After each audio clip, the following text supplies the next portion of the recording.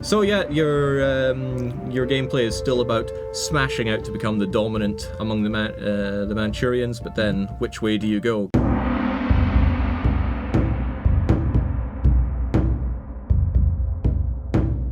All right, welcome everybody. We're here with some sweet EU4 pre-release streaming. Yes, we are. I am DDR Jake Leaper, and who do we have joining us? I am Neon DT, or Daniel Tolman, the content designer on EU4. Fantastic. And we have Manchu for you today. Oh, hell yes. Now, this is something that we've had close to our hearts for quite some time. Oh, yes, so a very long time. Some of you might be wondering, we were talking all about this 1.30 European update and expansion stuff, so where did all this Manchu stuff come from? Well, if we roll back the clock to about the start of the year, myself and Grugi were having an extensive design session for the European update. We were just out sipping drinks down in the Bahamas, and you guys felt, you were kind of waiting on that. Well, exactly. We can't really implement an expansion that you haven't actually designed yet. Oh, well, not for lack of trying. But that's where this was born, right? We tend to work on places on the map that we feel passionate about, and we really wanted to go and do justice to Manchu. We absolutely did, and I think we did. So the map layout, immediately has changed. I don't think any countries are missing from this layout, but we've certainly... I think there was some kind of blue thing over there, but I think that doesn't sound likely. You're probably talking about Lake Baikal. Oh, yes, that must have been... That must have been the blue, yes. Right. That makes sense to us. So, what is Manchu? What has gone in? Because for a large part, this is a... I would even say content design drove this update. I think that's fair to say. I actually want to make it like an expansion, but no, my hands are tied. I want to evilly put price on this, but no, it's insisted. Free update, yes. Manchu. Alas. So I'll kind of let you steal the show here. Sure. What can people expect in Manchu? As you can see, you've got the map update, but most importantly, I think, we have the Emperor of China rebalance. So no longer must the Emperor of China be surrounded by tributaries to even survive. Should we jump into them to take a quick look? Yeah, let's jump into Ming. Yeah. So I think largely we're going to be focusing on Ming, Manchu, Korea, and maybe we touch on Japan. Yes. Why not? So what's happening is we're about to release Manchu, but we have evil in our hearts. We don't want to just give it to you. We want to tease you with the content before we go live with it. Yes, so somebody upstairs is just kind of circling their finger on the big red release button, but they're not allowed to press that until we have sufficiently teased content to you. So I am Ming. I am Johnny. Johnny plays once a month, and I'm playing on the Manchu update. What am I going to see different here? Well, firstly, you're going to get an event pretty shortly after you start the game, at least if you declare war on the Oirats, which certainly the AI likes to do. Your general will decide, quite stupidly, to lead his armies personally into battle. Yeah, see, I'm a top-notch player, and I know I want this guy dead. He does too much harm, so we're going to make him a general. 2 shock! That'll win the battle. So that's still better than the stats that he gets generated if you let the event fire.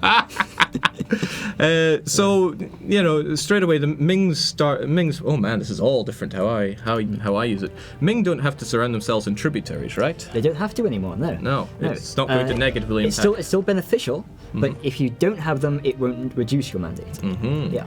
So yeah, I think a frustration that a lot of people had was that you're Qing, you're a mighty emperor of China, and suddenly you have a border with Russia, and your mandate tanks and your country collapses. Yeah. So this is feedback that both we received externally and we felt internally. Yes, I felt this myself very, very profusely. So we gave you a big old chainsaw and the merit to do what you see fit with this. Yes. And what we have is a bit more of a tantalizing Emperor of China, but Neon DT, won't that make Ming even more unstoppable? No. We were just talking about something that happened. So let's say I do go off and fight the Oirat. What's in store for me? Well, let's say you're not particularly militarily good. Let's say the Oirats manage to beat your amazing ruler general. Over my dead body. Yeah. They'll be able to capture him. Oh. Yes. And from there, the Oirats will have a sort of very special timed objective to go and siege down Beijing. And if they manage to do that, then they will immediately be able to siege down all of northern China. And they'll be able to enforce a very, very beneficial peace deal for themselves. So if the Oirat play their cards right, and with their starting general, they're in a great position to do so, they can actually quite slickly secure northern China against the Ming. And that is a great opener if you want to form the Yuan dynasty. So you've gotten me excited about playing Oirat, but you know, there's more options here, right? There are more options. What if I'm like, I want to be Mongolian, but maybe not that flavor, right? Yeah. Well, why don't we have a look at the Mongolian mission tree? So can we sit on Mongolia or Oirat? Both. Oh, well then, let's look at Oirat, because I want to spend just a moment admiring Taishi. My God, you know, he conquers northern China alone. He is excellent. Okay, but we made changes to Ming, and we're probably going into a bit more of the events that they have in store. But we also took this opportunity to add quite a lot of missions. Oh, yes, we did. So what's going on here? What's the narrative behind this? So, the Mongol Empire doesn't really seem to exist anymore. It's all been fractured. The Yuan dynasty has collapsed. We have these Oirats, we have these Mongols, we have these Timurids and Chagatai. There is no more Mongol Empire. That's a problem. You can go about changing that here. Yes, it's time to rebuild it. Okay. And that's the objective here. Okay, so straight away, if you want to get the ball rolling here, you've got to deal with your somewhat disloyal subject here, Mongolia. Indeed. And man, I remember when we released the game, Mongolia had 5 provinces, I think.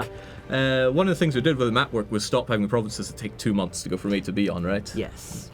So if we manage to integrate this this disloyal subject, or you know, if you're playing as Mongolia and you want to rise up, you'd be the one to take Oirat. And then we go down this fairly large task of uniting all the Mongols. Yes, you do. And if you do manage to unite the Mongols, you'll get an event. And one of the options there is that you can make all of the Mongol cultures into one single Mongol culture, just as Genghis Khan did when he united the tribes. Yeah, because I mean, look at all this. We just got a soup of cultures around here. So you can change all of that. Let's just make that Mongol. Yeah. But that is an option for you. It is an option, yes. Another option is to have permanently 3 more accepted cultures for the rest of the game. Ooh, I mean, if you're somebody that plays a very progressive, culturally accepting game... Why would you do that? Then I don't understand, but you know, the options are there. And then it splits down further, and then we notably end with Pax Mongolica. Yes, that one will require owning essentially the entirety of the Mongol Empire. Okay, so there's no shortage of ambitions if you want to play, if you want to go full Mongol. These should keep you occupied for probably most of the game, if not all of it. Oh my. Yeah, I swear this is even bigger than the last time I checked it, but what do I know? But this is not the only mission tree we've added. It is not. Probably the highlight, I guess, is the Jurchen mission trees, which becomes the Qing mission tree. MJZ, right? Yes, it is. Oh man, I'm good. Yeah. Okay, I can't see Japan, but okay. No. Right, what do we have here? Because this looks a whole lot different. Yeah, some of these missions should be relatively familiar. They did start before Manchu. They had, I think, 3 or 4 missions. They have a lot more now. Let's talk a bit about the missions in general. When we put in the mission system in Rule Britannia, we went across the world and we adapted some of the old-style missions into fitting with the mission tree. And that left some winners, like France, and some not-so-winners. And Manchu was not such a great winner out of all of this. They had a few that we managed to translate, but it really did leave them lacking. Yeah, they needed more fangs here. Yes. So what's the narrative here? What's going on if I want to follow Wanzhou missions here? So the most important thing you want to do is you want to unite the Jurchen tribes into the single Manchu nation. And if you look at the culture map mode... Let's have a look-see. I always keep culture personally as one of my ones here. I check it a lot. Man, a lot of Jurchens around here. Exactly. Where's the Manchus? Where indeed are the Manchus? They don't exist in 1444. You'll have to unite the Jurchens first, and then once you form the Manchu nation, then all of your Jurchens will become Manchus no matter where they are in the world. But Neon DT, isn't Manchu part of the Chinese culture? Yes, it is. Yeah, and that's particularly useful if you want to become, say, the Emperor of China and form the Qing dynasty. So the thinking behind that is, you know, if you manage to do this, you're in a great position to then move on and actually conquer China proper. Yes. There we go. So what if I do become Qing? You'll get a much bigger mission tree for one thing. Okay, well, how about we actually see that? So do you know the numbers of any of these provinces, or do I have to go debug mode? I think Beijing is 1816. 1816? That's just off the top of my head there. So I'm going to try this. Go 1816. What's Qing's tag? Chuenji. Chu. Below that. Yes. Okay, great. So Yes, it now works. I can tag to QN. Yeah, QNG. I know how to type these days. This looks a bit odd. Goodbye, Terra Incognita. So, in our alt history, right, Qing now miraculously own Beijing, but they will have access to. It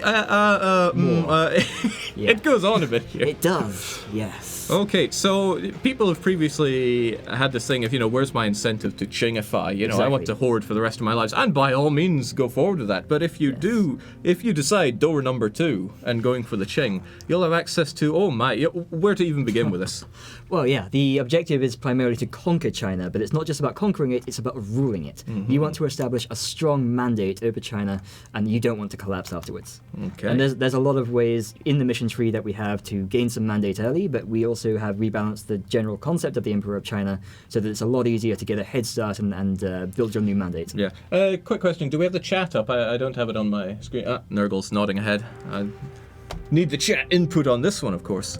Yeah, it's something we had before, which was, where's my incentive? Because if you took the Emperor of China, if you didn't have things set up, your mandate would just tank. Exactly. Kind of by design, because we wanted it to be like you couldn't just say I'm the Emperor of China but get nothing for it. But it ended up being a trap, and we don't like having traps in the game. Yeah, it should be rewarding. Yes. And now we think we got a fair amount of rewards on offer for this. So yeah, your gameplay is still about smashing out to become the dominant among the Manchurians, but then which way do you go? Because if you want to go full Ming, Qing is your oyster there. And there we go. We got good. We got the I'm the Emperor of China, where's my t-shirt? Yeah, that was kind of like how it felt before. Exactly. Okay. Here's something we've had before. You're playing in all of this, but Korea is just, a bit of a black sheep in the game. Yeah, Korea has not had very much content. Yeah, so we decided time to change that, because here's the thing, it was a fairly stagnant country in a lot of ways. They certainly had inner strife, but we never really modeled that well. We didn't give it the content that it needed in the game. And really, Korea, they could just stay and do not much, and we're like, no, we need to add a bit more. So what can I expect as a Korean fan from all of this? Well, most visibly, you can see some brand new Korean missions. Let's go check that one out then. Yeah, and here we've decided to do something a little bit different with our mission trees and focus pretty much entirely on internal conflict and internal rewards for your country. Yeah, because previously what we like to do is we like to model historical stuff in the mission trees. If you're playing as England, then we want to have unite the British Isles, go off and do the various conquests and colonization. And we also like to have the alt history path of conquest and such. But with Korea focusing a bit more internally. So what do we have on offer here? Yeah, so it's all about inwards perfection here. Yes. So you do have a conquest tree. Yeah, you can conquer a bit into Manchuria. And so here, that the one we're going down here? Yes. So And in fact, seizing the borderlands and controlling the Yellow Sea, which will actually have you expand out here if you so desire. Indeed, which is entirely optional. If you look at the Jiangzhou province itself, should be the... There we go. There it is. Yeah, you'll see it's got a province modifier, and that's also available to the Koreans as well. So you've got some prestige and tolerance of the true faith, and this is a very important mountain, which is very spiritually important to both the Jurchens and the Koreans. They both put their sort of ethnic origin points here. So that's certainly a province that you're going to want to control. I got you. And the problem we had a bit before was just like Korea would just envelop the whole lot. So we added a bit more teeth to Manchu on on this. So yeah, they got stuff worth fighting over. Okay, where to next then? Let's look at Japan. I am looking at Japan. Firstly, I want to look at a particular island on Japan. Is it by chance this island here? It is in fact that island. So nandesu ka. So what do we have here? This is a new daimyo in a new province. This is Tsushima of the So clan. And they can become pirates if you happen to own the Golden Century DLC. Yeah. So they have the option earlier, much like Palembang of the South. Yes, it's a little bit later than that. You do have to wait for the Roku incident, but it's not terribly far into the game, and if you want to play a pirate daimyo, this is the way to go. There we go. So the options are available for you, because in Japan, whether you're playing as Mutsu or Setsu or Oda or Shikage, it's kind of the same dynamic that's going on the island. But here you have a bit of an out of that. Exactly. So if you want to see these guys burn each other and you just kind of make your profits raiding around the coastline, who are we to deny you that? And that's also a really good way to encourage Ming to collapse a bit if you just want to raid their coast endlessly. Yeah, so we actually did a bit of economic factors on the Mandate of Heaven. Yeah, it's much less about your control of tributaries and much more about the internal harmony of the empire.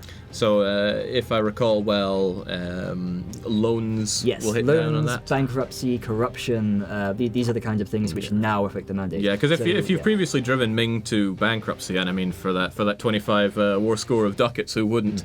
You might get frustrated that they're still just holding together. Exactly. Now, maybe Ming won't hold together quite so stubbornly this time. No. So, after the Age of Exploration ends, suddenly, Ming shouldn't really drop below 50 mandate, because if it does, it can very, very violently explode. Is it one of the ones we can see here? There it is. Crisis of the Ming Dynasty. So we don't think that if you're a Ming player, and there are quite a few people that go, you're probably not going to have too many troubles with this. But it can be very frustrating to see a dominant Ming all the time. When it comes to balancing the game, we don't have strict guidelines for, like, we must have XY nations doing strong at X8s, but there are certain things we do like to see. We like to see a strong France, we like to see an England that goes across the seas. Yes. And we do want to see the spiritual successor to the Ming dynasty at least once in a while. I know, just occasionally it would be nice. But if you manage to bring Ming on the tipping point where things start looking a bit hairy, things get real hairy. Oh yes. So they'll get the Crisis of the Ming Dynasty disaster. That means that there's going to be a lot of rebels popping up. And if any of those rebels happen to occupy, I think it's 10 or 15 provinces in a given region, that region will rise up in revolt. Rising up, Yes. So in the north we have the Shun dynasty, which was historically led by Li Zicheng. He was a sort of peasant rebel who rose to become the emperor of a new self-proclaimed dynasty. So that's certainly something that can happen in the north. In the south, we have what would eventually become the three feudatories, which I don't remember which ones they are, but they're some of our existing Chinese tags that can rise up as revolters.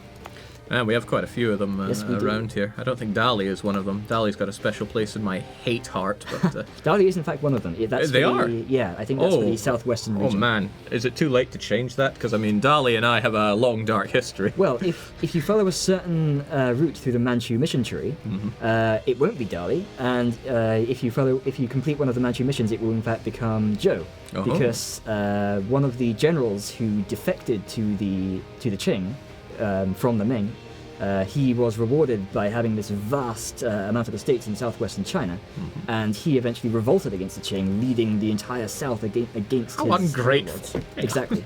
Give them everything they want, but they just want more. So, in a nutshell, the whole situation in China, whether you're observing or playing there, is just a whole lot more volcanic. Yes, it is a whole different experience. And so what we do internally is every night we have a whole bunch of PCs that just run the game and give us the overnight reports, because we use this to check various metrics. So, is the game still performing well? Is it still running at certain speeds? But we've had a certain keen eye on what happens, just pure AI runs, and we've seen so many outcomes from here. Oh yeah, yes. So it's like, okay, sometimes Ming does pull through. Good job on them, but it's been more like 1 in 3, or even less than that. Yes. But, Qing rising up has been so much more often, because it used to be pretty much never before. Mughal China was just the moment of that, because it's like, wait, there's a lot of green. Russia must have, and then you see where the green emanates from, and you're like, oh my, Mughal China. It's like not satisfied with one subcontinent. Yeah, and if we see them break up with no dominant successor, then one of the things that we sometimes see is the Europeans even getting into it. Oh yes. Can we get the chat to scroll? It's not keeping up to date. I've had someone say how cute in the chat for the past 10 minutes. And whilst they might think it's all very cute, well, they'll be able to get their hands on it in just 10 minutes. Oh yes. Assuming it all goes to plan, because we don't have control over the big red button. No, we don't. Why don't we have a look at the Japanese mission tree? Yeah, I mean, even more mission trees in the Manchu update. What a time to be alive. Who's the best one? Can't go wrong with Oda, right? Right? Okay, good. We can. Oda was the best. Okay, right. The Japanese did have missions before. They did, yes. They weren't especially extensive, and they used to be split between the daimyos and the shogun, and I think also Japan itself. We have a new, entirely consolidated mission tree now. Now you can see everything right from the start. Okay, so you don't have to have a bit of mystery searching or going on the Exactly. Wikipedia to see, okay, what missions am I going to get here? You can Yeah. straight up see everything available from the start. Some of these are going to be quite familiar. Yeah, Bushido Code before. I'm not sure if we had political supremacy, but I'm going to go out on a whim and assume this is about uniting Japan here. It actually is, yes. And a little bit beyond that as well. Yeah, how dare they take Okinawa, but beyond that, going down to Taiwan, Imperial Mandate. And most importantly, California. Oh, Japanifornia is back on the menu, is it? Yes, it is. Got to secure the Pacific. Taiwan, it just came up there, and I yes. realized, is there anything special about Taiwan? There actually is, yes. So let's say Ming collapses. There was a certain general, his name was Koxinga. He decided to take the fleet and the army and try to set up on Taiwan. He, who wouldn't? he lasted a couple of decades, and then the Qing came for him. Didn't go well. Yeah, well, at least he tried. But this is something that will be modelled here. It is, yes. So when Ming loses a certain number of its ports, that's when the event fires. There will be a new nation. It's called... what is it called? Tungning, yes. There we go. Yes, and that will spawn on Taiwan in any of its uncolonized provinces, and they'll get a specially generated set of armies and navies, and they'll try to keep the fight going on, for the Ming cause. Probably unsuccessfully. So again, like so much content and dynamics happening in this whole. We need to include Orient in this whole region, and that has been what the whole focus about this Manchu update is. Exactly. Who would have thought? We have a question coming in from chat that I want to touch upon, and it's throughout the year we've been talking about a lot of tech debt and stuff that we're working on. By and large, a lot of that is going to be coming in the 130 update that will be in 2020. But a big thing about Manchu is that we're upgrading to 64 bits for EU4. We have a whole dev diary dedicated to this. We could go on for the next wee while about it, but in short, minimum spec is now up to 64 bits. And yes, twice as many bits as before. What could go wrong? It's twice as good. Twice as good. Okay, maybe we can't legally say that, but let's go with it. Twice the bits, twice as good. Yes. But Apple will be depreciating 32 bits, so it was a necessitated move, but we'll come out on top with that. I was wondering if there was any other. When are we getting a unique mission tree for Blondie? Blondie doesn't get a mission tree. No, He's not allowed. Not allowed at all. Okay, so we've talked a little. Well, map changes. We kind of looked at it, but what's the bulk of the changes going on here? Basically, there's more provinces. Who would have thought? I know, yeah. But there was something in particular, because when provinces meet gameplay, we have a few decisions to be made here. And where is the area stuff here? I need to enforce on the EU4 team, like the map modes you must have on shorthand. Okay, so one thing, especially up here, you're going to notice, this could be a bit of a sink for you if you want to colonize. It's not the best to land, but worst of all, it wasn't really set up so you could take a lot of it. So we actually consolidated provinces in the areas, so you don't have to quite invest so much here. Exactly. Now there's something missing. We've made a concerted effort here to make sure that as many states as possible did not have only 3 provinces in them. We want to make Siberia actually worth colonizing. Yeah, because there are some great trade goods to be had here. You want that fur trade. Yeah, but I mean, between the Arctic, the forests, you don't really want to invest in these tiny areas unless you're definitely going to get gold. Now, there is a bit more incentive here. You still might prefer to go to California, but whilst you're waiting on the range, might be worth your time doing Kamchatka. It's just that this is a conceited effort put into it. Conceited? Concerted? Yeah. Concerted. Yes. Might be conceited as well. I don't Potentially. know. Potentially. We've got a way with words around here. We do. And yeah, as you can see, plenty more provinces around here, especially if you're a big fan of playing Mongolia themselves. I mean, James, did we double the amount of provinces they have? Close to it, yeah. Yeah, I mean, a lot of the concern for Mongolia and this entire region was that the provinces were massive. It does not make for good gameplay when you have to march your troops for a month to get to the next province. Yeah, it's good to finally give it the attention and bring those together, but it might mean you have a bit of a challenge on your hand as Oirat of keeping Mongolia in line, because now they're not too happy at not being free, and you don't have a truce with them, so keep an eye on those guys. Put them to work against the Ming as soon as you can. Yes, you need to get their loyalty very quickly because you'll need it. Some people are asking when and how much. In about 5 minutes, we'll get confirmation from upstairs when it is live. How much? Nothing. Sadly, I wanted to put a price on this, but no, vetoed. This is a completely free update. It's still quite some time before we put out our big 130 European update, so we wanted to make sure that we've got content out for you to enjoy this year. And what a load of content we banged into the Manchu update here. We were looking at mission trees and have we made any changes to ideas? We have, yes. So once upon a time, there were Manchu ideas. And these Manchu ideas, they would apply to at the time, the Manchu tribes, and then the Manchu nation, and also to the Qing dynasty. Now we have 3 separate sets of ideas. Okay, let's take it from the smallest then. So if I go to Wanzhou, then I take it? Yes. MJZ. Yeah, you will see your Jurchen ideas. Jurchen. Okay, so we make the distinction now. We do, yes. There are no Manchus, so how can you have Manchu ideas? Fair play. And yeah, we covered it before, but let's check it out again.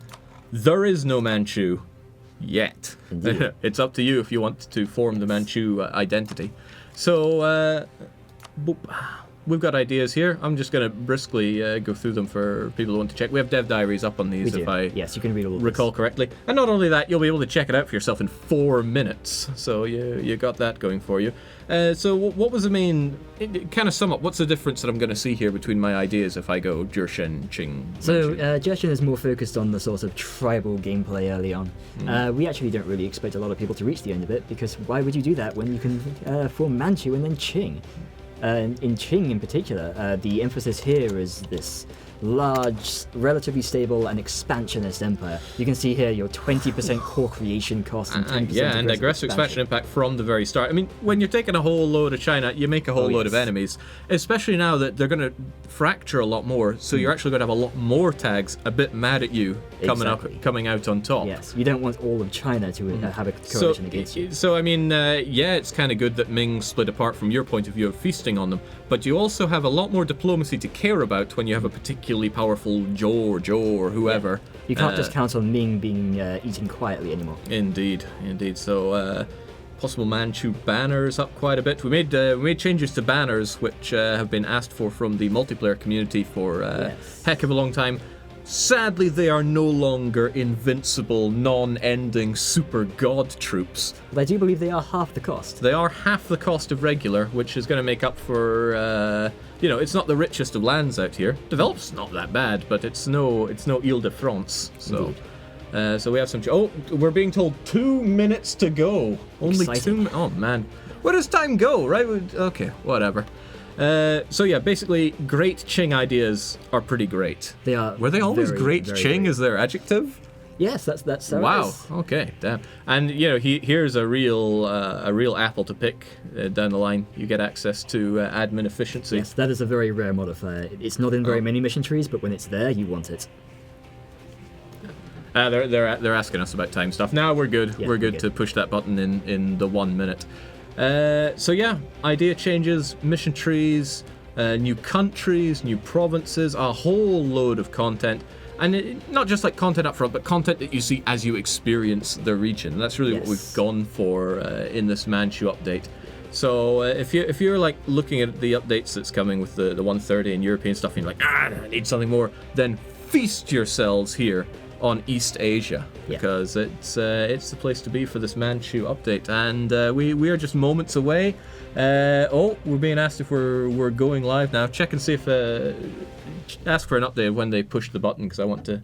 Hang on, we were never given confetti for this. No, what a letdown. Yeah. They don't. We're not being treated seriously here. We need to summon the Qing. Get what we need here. Budget cuts. People are asking for Gibbs Me updates. When is the update available? It is available any minute now. Yeah. But we don't know what minute, so we have people pointing at each other and being hurried. So who am I pinging here, if anyone? I don't. Probably Michael. He would know when. Where is the at? Oh, here it is. Okay. Yeah. No, that's not the at button. That's the... I think it's Alt-GR2 for at. We do our level best to change every keyboard here to the Queen's English, but the Swedish layout's just... the Swedish layout perpetuates itself around here. The old Yeren Island is now 2 provinces. Oh, I forgot about that one. We did split this, didn't we? We did, yes. Now It was a monstrous province before. We have the northern half under the new tag, that's Nivg, and the southern half is uncolonized. So you have that. Oh, if you really need that 3 development Arctic province, it is yours, but it could be a good gateway into fabricating on Japan and moving on that way. What are the other new the new tags here? We've got Ceylon. I don't think Uday was here before. Yep, that's new. Yeah. Yep. So we have, so Jeonju, Haixi, Donghai, Udej, and Yeren. Those are the Jurchens, and Solon and Nibk are the Evenks. Awesome stuff. Awesome stuff. We're being told they're I swear they're the ones keeping us on tenterhooks as well. So we want to hit that button. People are pointing out to us now that it is 1500. We get asked constantly. It's like when is it going to be set live? When is it going to be set live? We've traditionally done it at 1500, just about every time. But the questions keep on coming up for us. It's 3 p.m. Push the goddamn button. He says 2 minutes. But he said that 2 minutes ago. So what? He said it 1 minute ago. So. What could it mean? Could you switch from Manchu to Qing? That is a question coming in from Worm in the chat. If you are Manchu, can you form Qing? Of course you can. Of course you can. That's the whole point. That is the answer. The developer intended solution here is you go to Manchu and then to Qing and you consume China. If that's what you want. It's probably what you want. It's probably what you want to do. There's a lot to be had for it. Yes. And yes, it's pointed out, the patch arrives precisely when it needs to. And Adam Volpes is saying, oh no, not my wallet, please stop. This update is completely free. Yes, your wallet will like this. Yes, your wallet will be very happy. Swedish efficiency. Paradox approved gameplay. It's one of the things I like about this. No matter what we intend for the experience to be, people will find their own experiences. So that's actually a bit of a challenge when making content for the game. Yeah, it is, especially mission trees. Because we can think, okay, what exactly people would want to do? What would you conceivably want to do? One of the things we said when, I believe, in the England missions is like, it encaptures everything you could conceivably want to do as an English player. And then people just go, no, I'm going to do this. And we go, yep, I appreciate that that's your fun. I saw some people turning England into a pirate republic once. Damn. That's certainly one way to do it. Well, that is. Okay, we're being told we have now gone live, so I'm going to pop the imaginary confetti. Glorious. Wow, I'm never doing that again in my life. Yes, we are apparently live with the Manchu update. Get out there, play it, enjoy it, and as ever, let us know what you think on the forums. We are going to be there monitoring the situation. Yes, we will. And we got all that to look forward to tonight. So do go, do enjoy. We'll be right here in Paradox HQ. And we're going to vacate because we actually have some multiplayer streaming going on. Yes, I'll be participating. Oh, you'll be okay. Yes. Well, maybe you don't have to budge then. No, I'm not hosting. But I think they're going to want to shoo me out now, so yeah, maybe. I don't know. They're not responding. Anyway, get out there and enjoy it. That's the Manchu update for you. And there we go. New launcher out. Oh yeah, that's a good point to bring up. This comes with a new launcher. For EU4. So when you load it up, you're going to see a different kind of launcher there. There will be instructions there if you have any difficulties with mods there. Otherwise, it should have much of the same features that you're used to from the old launcher, and is a bedrock for us to expand with new and exciting features. It is. Woo. Ominous. Okay, that was the update I was told to give. Jake is wearing his Viking t-shirt with pride. Damn right, Paradox athlete. You're joining next year, right, Daniel? No. God, no. It is pretty torturous. That would kill me. Okay. All right. Let's not overstay our welcome. Thanks for joining us here in this stream, and we will be right back with the Anban multiplayer stream. Did I get that right? Yeah, I think it's Anbana. Anbana. Yes. Okay. Okay. Close enough. All right. Cheers, folks. See you later.